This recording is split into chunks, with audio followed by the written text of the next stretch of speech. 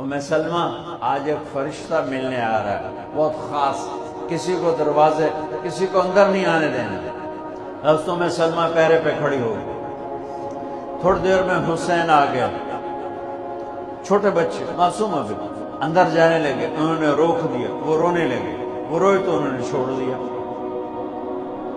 تھوڑی دیر کے بعد اندر سے میرے نبی کے زور زور سے رونے کی آواز آئی، زور زور سے رونے کی آواز آئی۔ سلمہ رہ نہ سکی، بھاگ کے اندر گئی تو آپ نے کیا دیکھا؟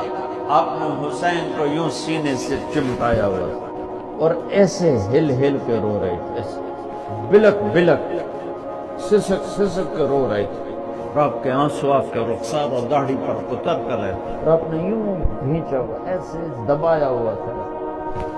تو حضرت سلمہ نے کہا، میرے ماں باپ قربان یا رسول اللہ، کیا ہوا؟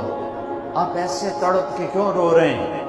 تو آپ نے روتی آواز میں کہا، بہتے آنسوؤں کے ساتھ، کپ کپاتے بدن کے ساتھ، کہ سلمہ، یہ فرشتہ جو مجھے ملنے آیا تھا، یہ میرے بچے کو دیکھ کر کہہ رہا ہے کہ آپ کی امت اس بچے کو قتل کر دے گی، اور جہاں اس کا خون گرے گا وہ مٹی مجھے دکھائی ہے اس نے، کہ میں اس لیے اس پہ رو رہا ہوں۔